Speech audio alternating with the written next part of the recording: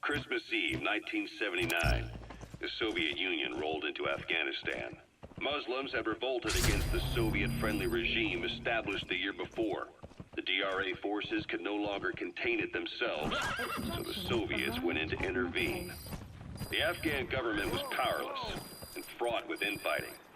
They lost the hearts and minds of the people, and that alarmed the Soviet leadership. With the Islamic Revolution happening in Iran, the Soviets felt they had to act. Boss, get down.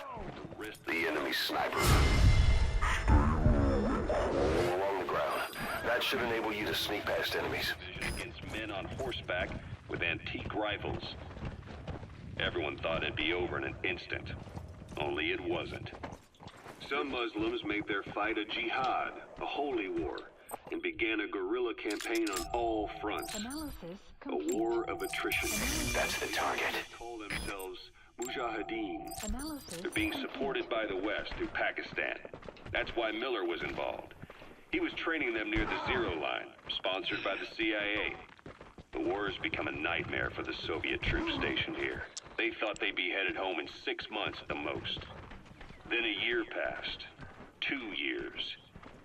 Now here we are 4 years on with no exit in sight. Afghanistan has become the Soviet Union's Vietnam. The Soviet troops on the ground want to go home, but at least they have homes to go back to. The Afghans have lost theirs. The Soviets destroy the kishlaks, villages, wherever they can. They burn down homes and fields, fill in wells, turn pastures into minefields. It's created a mass of refugees who fled to Pakistan. If the Mujahideen are fish swimming around the villages, the Soviets will go so far as to dry out their ocean. But this has had a big price. There's bitter resentment among the Afghans, and they're taking out their anger on the soldiers on the front lines. Among the Mujahideen are the Pashtun people. They're fiercely devoted to their code of Badal, or revenge. Soviets they've captured have had their hands, feet, and noses cut off before being left to die at the side of the road, just to show their comrades what they're capable of. Friendlies who come across them can do nothing but put them out of their misery. Then they burn down another village in retaliation, and the cycle of vengeance goes on.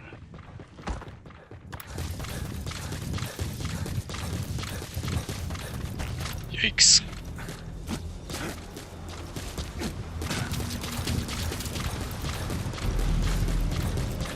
So he's a sniper.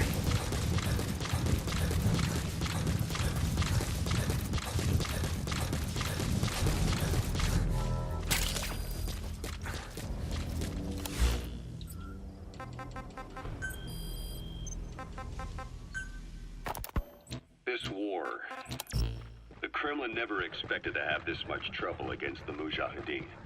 Afghanistan is a tribal society. Tradition demands that its people stand up to any outsiders who set foot on their land. With the honor of their people at stake, they have everything to fight for. No matter how hard the Soviets hit them, they continue to appear out of nowhere, striking back, then vanishing again. But there's one thing even the Mujahideen fear.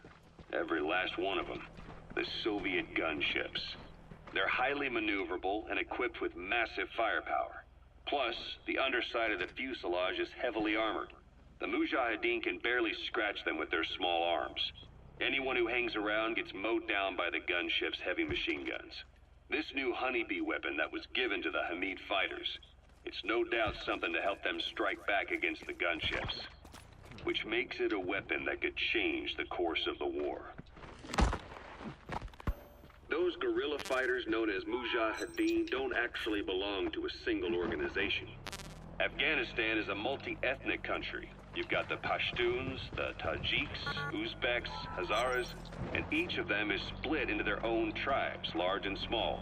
Each ethnicity has several rebel organizations that their various tribes gather under. They're united under the banner of jihad, but that doesn't mean they work like a single standing army. Just look at the area around Smasy Fort. A lot of Tajiks used to live there, but they fled after the Soviets started their Scorched Earth campaign. With the area uninhabited, the Hamid fighters who are Pashtun decided to move in. The Hamids are based out of the city of Peshawar. We passed through it on the western edge of Pakistan. The Pashtun people have long lived in Afghanistan and western Pakistan.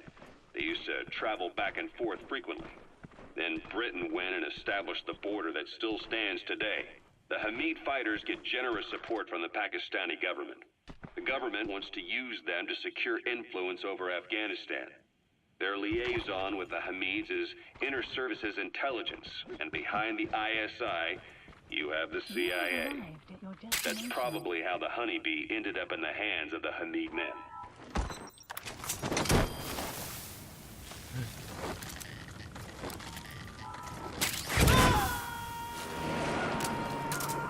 Side op completed. Extraction. He's coming too. Roger that.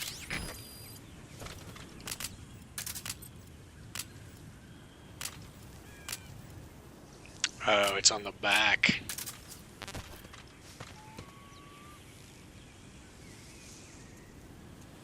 So which one's better?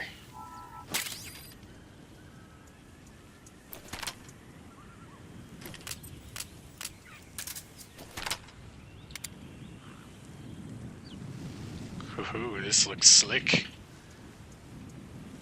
I'm not sure if taking it with me unlocks it so I don't have to research it.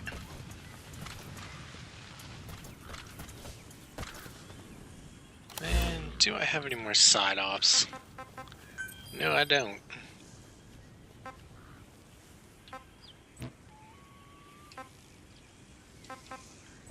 Okay, well, time to extract then.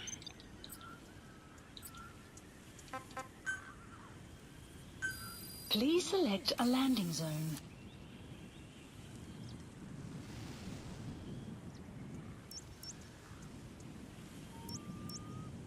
Support helicopter Roger. requested.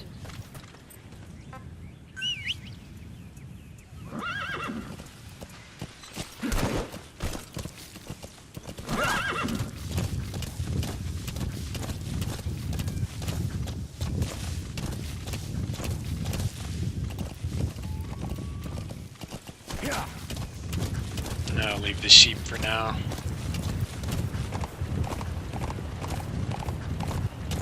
It was a fairly successful mission.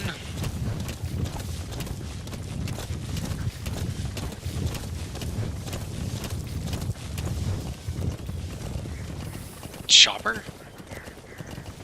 Or is that Pequod?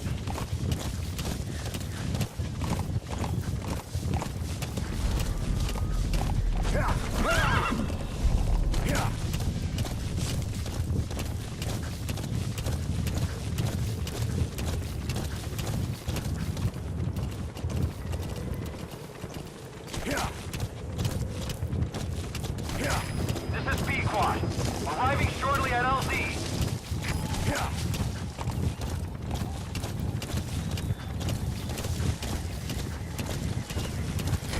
This is Pequod. Have arrived at LZ. Will stand by. Support helicopter has arrived.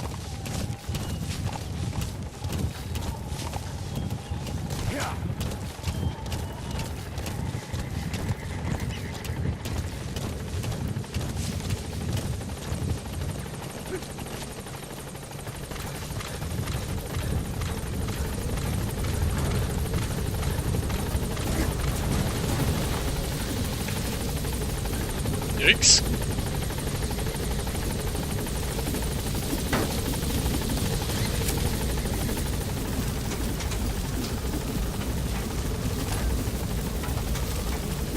Gaining altitude.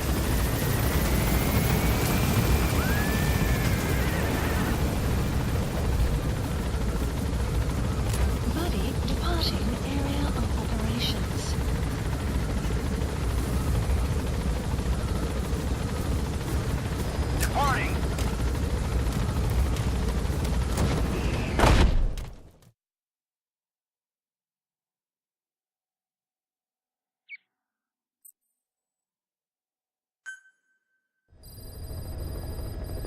side ops list updated.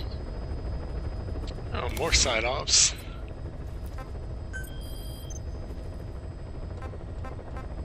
Prisoner extraction, lost little sheep.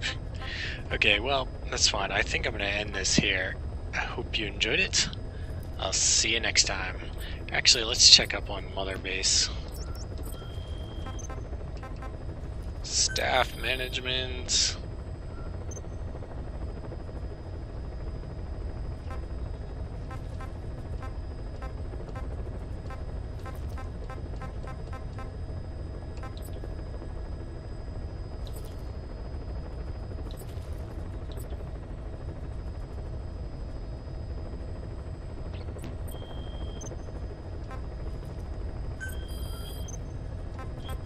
Still 10 minutes on this.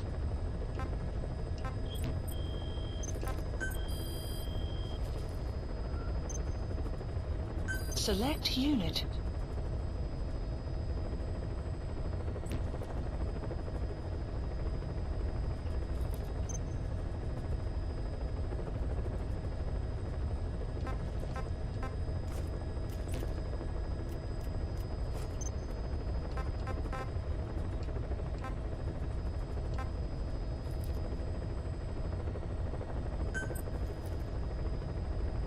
Staff assigned.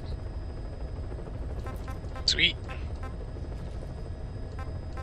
So I think that reassigned everybody.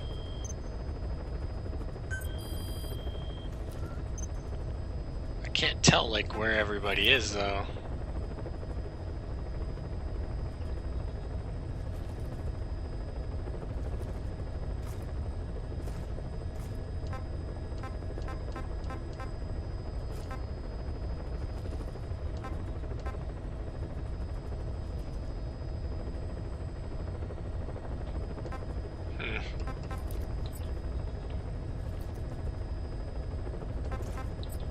Here it is.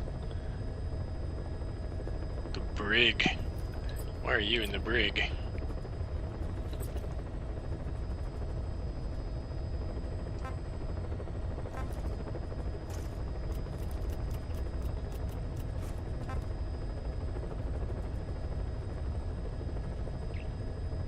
Troublemaker causes trouble, giving staff PTSD.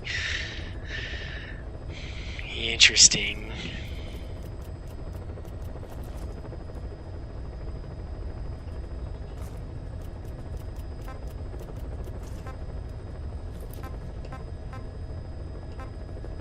Select unit.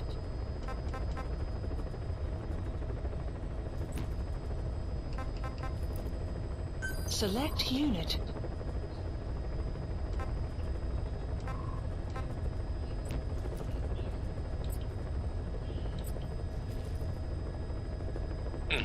Alright, well, I hope you enjoyed it. See you next time.